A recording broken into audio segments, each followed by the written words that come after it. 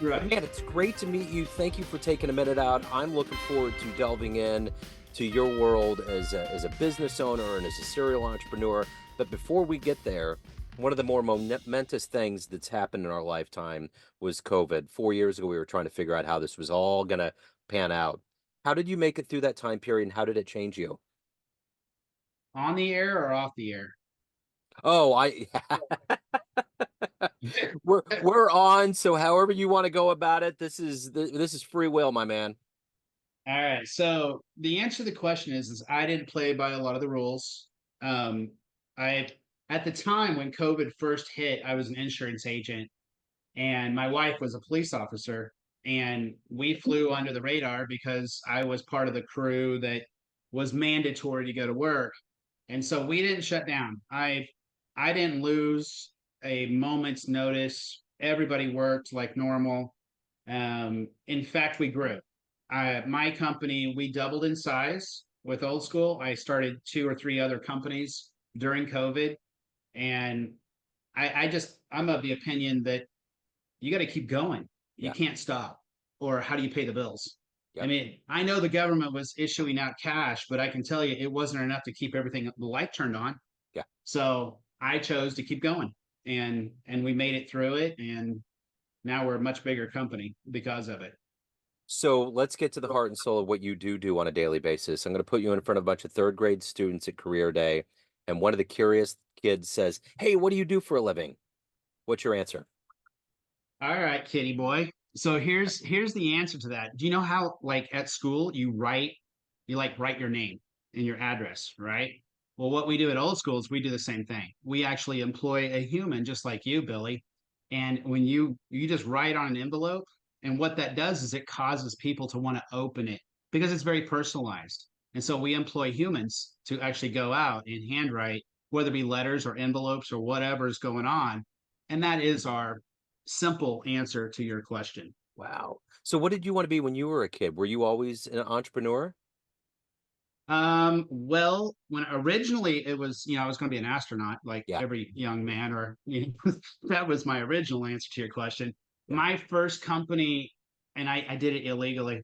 I was 8 years old, and I was selling pet rocks downtown Eureka Springs, Arkansas, to the tourists, Yep. and making a quarter per rock. But who's going to turn down a little fat, chubby kid that's got a little rock with googly eyes on it for I a know. quarter? Nobody. Everybody bought from me. So that was my first company, and it kind of just it's lived within me ever since.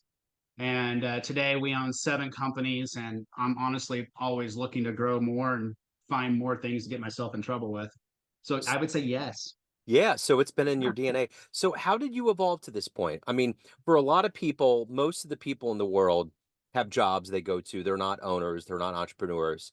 How did this acumen in you develop and evolve into who you are today?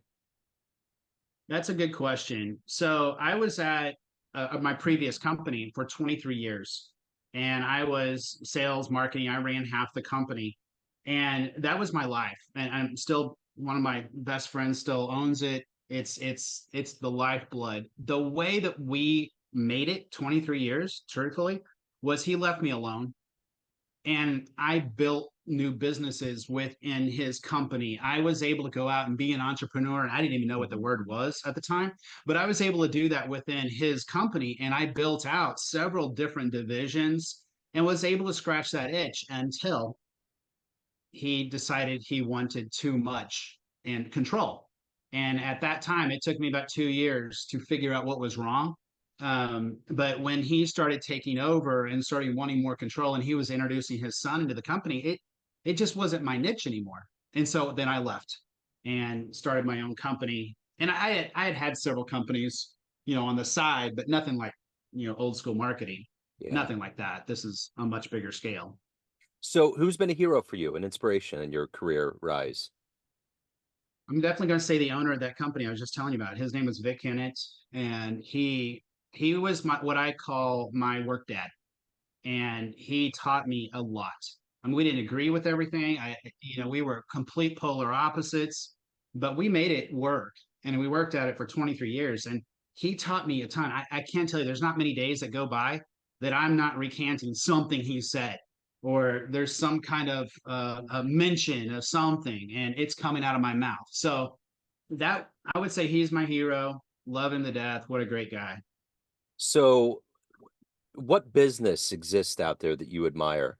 That, I mean, because we look at businesses like sports, they rise up, they become these behemoths.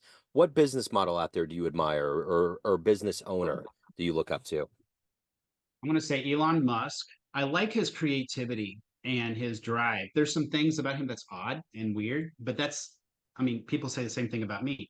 We Yeah, all, yeah, usually in the CEO space, we're not like everybody else. And Elon's definitely not that, but love the culture, the man, he's just got a sharp mind yeah, and he's out creating. And that's my space. I am a creative and I don't do art at all. I mean, I can draw you a stick figure. When I say creative, it's business creative, it's yeah. marketing creative. I'm a CMO, so I handle other companies' strategy for their companies, and I go out and build marketing strategies for them and put it in place and figure out how to go make things work. And so that's what I do for myself, and I'm also doing that for other people, and that's a lot of fun. So that's kind of what I see. Elon's kind of in that same thought process, a lot more weird than I am, but at the same time, he's pushing the envelope. He's out there creating what's not been created. So I'll give you an Absolutely. example. Right now in our little town, we've got a deficit of homes for sale when we would literally can't house everybody that's coming here. So I started a company. We got Kings River Tiny Homes, and we're putting in small homes for people that can't afford the big homes. And I say big homes nowadays, a 2,000 square foot home is a big home, and they're going for a lot of money.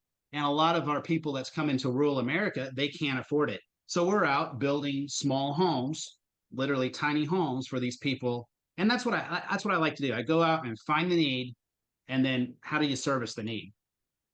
Someone told me a while back that the real heart and soul of an entrepreneur is solving a problem. And that's exactly what you're talking about.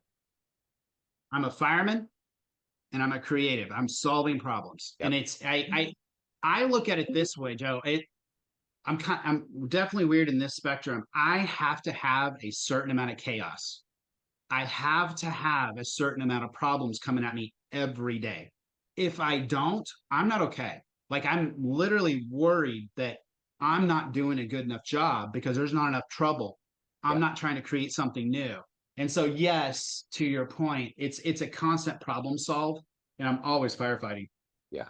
So what is the motivation for you every day to get up and do the work that you do? You obviously are taking care of people. You have to evolve as a human. What is that gas in your tank every day? My gas is two things. It's twofold. Number one, people. I love watching people. I just hired. He's 19 years old. He just came into the company. He's just getting his feet wet with marketing, and I'm teaching him and I'm instructing him. And you can literally see physically and mentally the transformation that's happening in this young man. I love that. So the people element is a big deal. I'm not stingy. I like my people to be making good money, and I want that. And they feel that when they're here. So it's a positive side of watching people grow up. And then I would say the other thing is, and a lot of people accuse me of being money hungry. I'm not. I'm like the complete opposite of money hungry. I look at money and I look at a dollar bill, it's like a brick. And the brick is used to build something. And so I take money and I literally think of money that way. It's a building, it's an asset that I need in order to build the next thing that I'm working on. So I don't really take a lot of money. I don't need a lot of money. My companies make everything and build everything and we grow everything because we have the money. And so that's the other itch, is just creating and building good things, and whatever that might be, whether I'm building a building or I'm building a marketing plan or I'm building a sales plan and I'm putting all these different things, it's all the same thing. Yeah. I'm trying to help somebody get somewhere they haven't been before, help them get better. So as the pilot of the company, you have to give good advice to your employees. What's the best advice you've ever gotten? Best advice I've ever gotten. Do unto others as you would have them do unto you. Best advice I've ever been given. I tell you, in general, if we go out with the heart of helping other people, you're going to get good. Yeah. I believe big in the sow and reap principle. And so if you're out there screwing people, you're going to get screwed. Yeah. If you go out there and you're helping people, you're going to get good things coming back to you. And so that is how I govern my entire life. And it's literally intended to help other people get where they've never been. And so every word that we speak, and I think this is true with a lot of us, we take for granted who we are and the words and the actions that we're performing. But I'm going to tell you this, Joe, everything that you say, every movement that you make, you're making a difference. Now, the question is it positive or is it negative? Yeah. Or are you just riding down the middle of a striped line and you have nothing and you're really worthless? You're just playing video games all day long. You're of no good to people. So what is that? What is your drive? It's a great question, and it's a big part of what makes all of this home. So if you could meet one person alive on the planet right now that you find fascinating, who would that be? Spend a little time with them. Elon Musk. Okay. Elon Musk. I would love to meet with Elon. Yeah. I had a Yeah. feeling that was going to be your answer. So let me ask you this: of all of the things that you've done in your life and accomplished and evolved into, what are you the proudest of?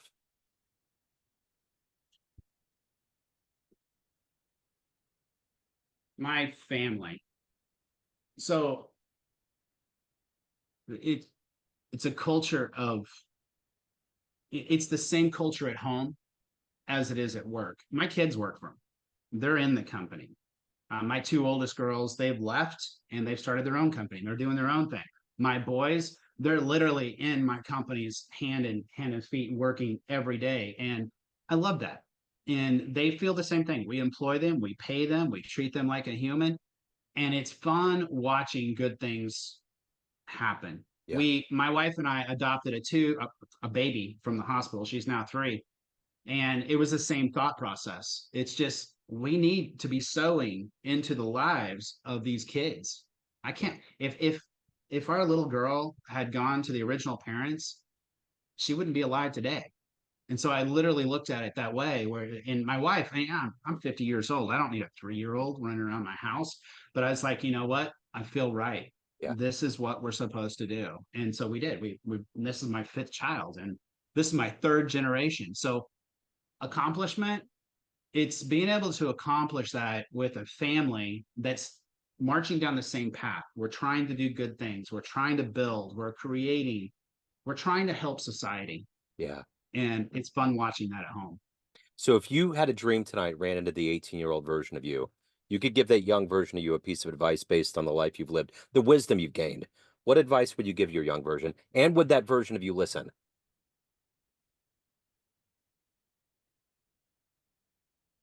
I'm going to answer that one first because I'm going to get lost. Yeah. No, he wouldn't have listened. Okay. That, unfortunately, I would say it took 10 to 20 years to learn to be what I needed to be. Don't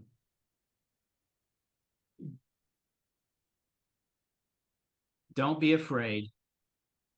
Get out there and start a company. You're going to fail. That's awesome. Learn from it and start another one. Learn from it and start another one. Never quit until you find your place. Yeah. So a lot of people, they just every day we get up, we get out, we go to work for the man, whoever that is, and we're making cash and we don't think about our own lives. And I'm afraid I was part of that. I mean, I had a reason and a purpose where I was at, and it solved part of my itch, but I never had the drive to get out there and just do it on my own until the climate change, like I told you about. And that's where it was like, okay, I'm done and I'm running. So if I was to talk to my younger 18-year-old version, it was stop everything you're doing, gamble everything, and start a company. Yeah. How do you make wealth in America today? You can't do it by saving. You're not going to save your way to wealth. You're not going to get there. You just can't do it enough. You Yeah. have to get out there and you have to work your butt off. I see this whole like work-life balance. As a CEO, I can tell you, I've never worked harder in my life. I put more hours in now than I ever did working for the man. I make way more money than I did too. I'm not out there just waiting on a paycheck to hit my account. If I don't have the money, I go find a way. My wife, we're in the process of putting in a whole back patio and a whole project. Well, how do I pay for it? You invent ways. Yeah. You money is a tool. You build it, you Yeah. grow it. And that would be my answer to the 18-year-old is get your butt out there, work 100 hours a week, start a small company, start 2 or 3, fail a few times because through failure is how we learn. Yeah. And that's when I said it earlier, I gotta have a certain amount of chaos and a certain amount of fires. And Yeah. I know that because I'm going to invent something new. I was at home. I had a root canal and I was down for 2 days. What did I do? I sat in my recliner and I watched YouTube videos and I invented a brand new segment of old school marketing where we're doing digital marketing now. Yeah. There is no downtime.